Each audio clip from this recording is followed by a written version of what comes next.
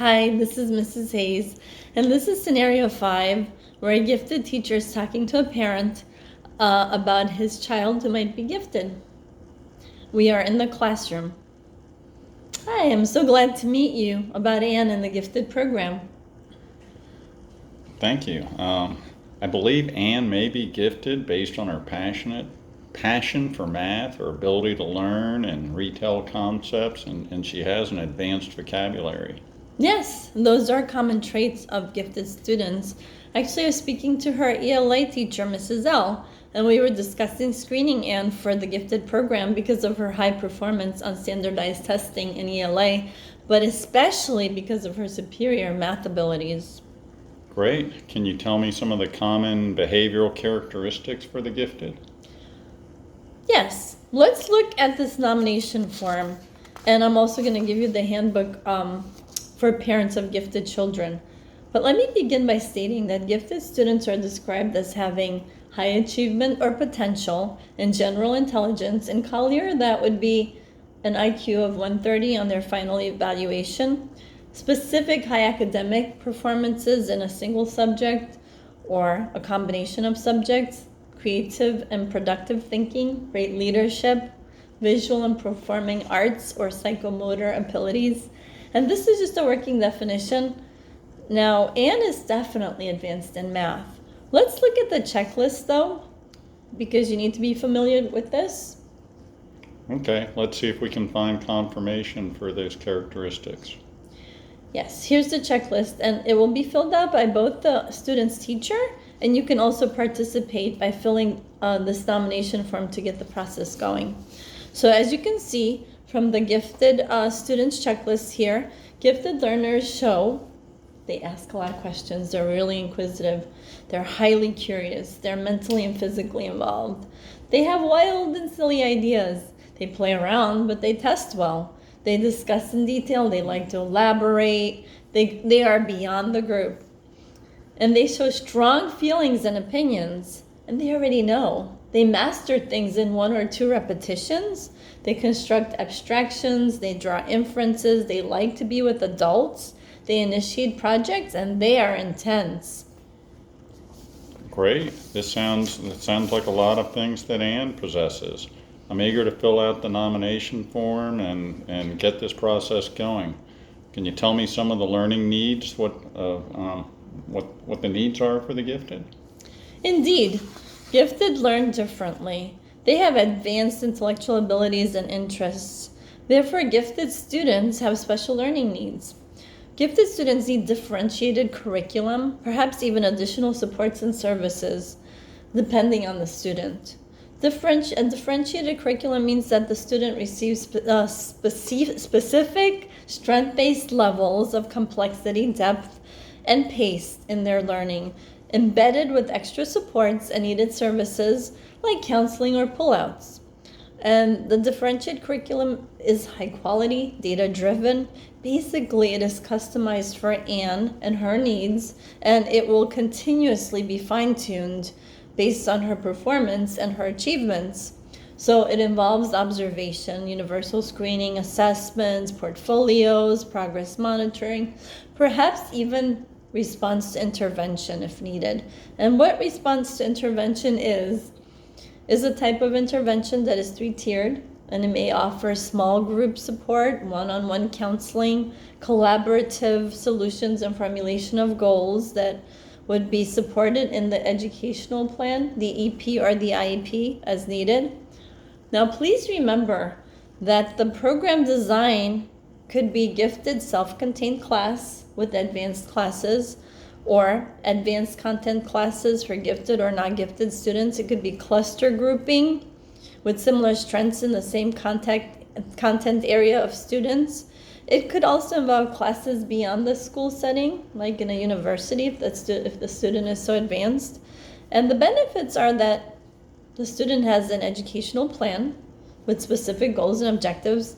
They have their needs met beyond the curriculum. There might be advanced placement, acceleration, interdisciplinary options, and also project-based learning. So then the school provides for all these learning needs? for the most part, the gifted program would. However, some advanced students may need additional enrichment programs beyond the school door and school year. For example, Anne is right now performing on a college level in mathematics. I don't know if you're aware of that. She may need additional accelerated classes at an online university or in person. Now, please remember, this is a mere discussion. The gifted program services will not begin until Anne is determined eligible. Okay. Will you tell me the steps for eligibility and what the requirements are? Yes, I'll highlight them, and perhaps you'll take time to read the handbook for gifted children, and feel free to contact me with any questions.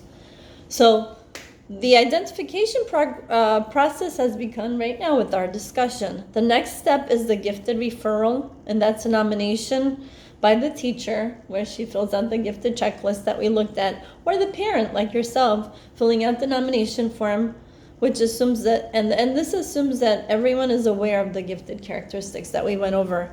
And of course, there's parental permission for the screening and evaluation. The screening will be next, and the screening includes intellectual testing, review of school, district, state assessments over 2 or 3 years, student interviews, informal observations. Collier uses Naglier, the NNAT2, as a preliminary screening instrument.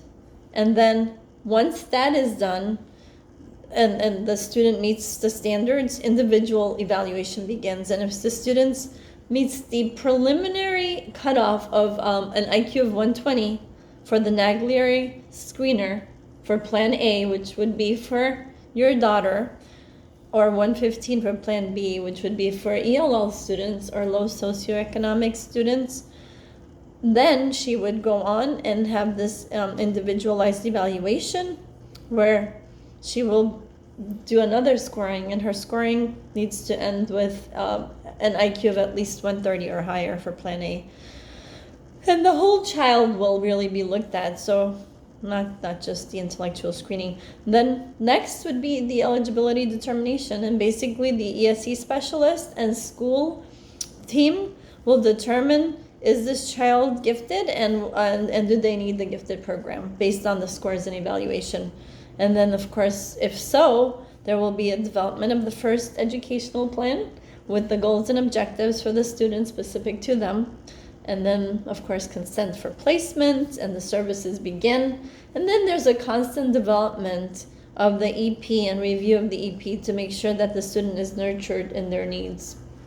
Okay. So basically, Plan A, as a review, which would be the category for Anne, would mean that she needs an IQ of 120 for the Naglieri screener, 13 plus out of 25 of the gifted characteristics from the checklist, and then 130 IQ in the final intellectual assessment.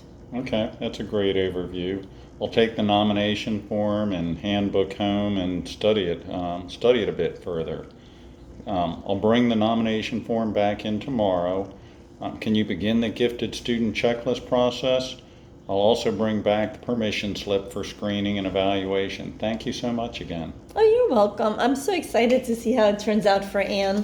Please feel free to email or call me with any further questions. So make sure you take this, and my email is right there. So that was our role playing, and now for the debrief. So in the scenario, we were focusing on the steps and requirements for the gifted program and the review of characteristics of gifted students. So the presentation was full of detailed information, clarifying the characteristics of gifted students, discussing the need for varied programs, and highlighting the steps to determine eligibility and its requirements for the gifted program. So as presented in the handbook for parent of gifted children, the steps in Collier, again, are referral, nomination using the gifted checklist or nomination form, screening, individual evaluation, determination, and development of an EP, educational plan, or an IEP.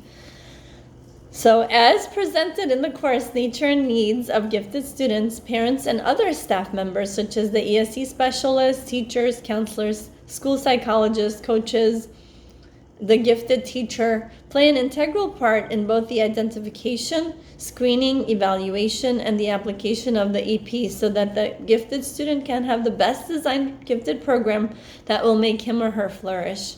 It is important to note that the state of Florida has Plan A and Plan B. According to the PowerPoint Gifted Nomination Talent Search in the CCPS website, and that Plan B addresses underrepresented populations, such as the ELL students or low socioeconomic status students that may be gifted but need modifications in the screening process due to learning gaps or perhaps language acquisition barriers. All in all, it is critical that we partner with willing parents in the gifted identification, screening, evaluation, and application of the process of the gifted program.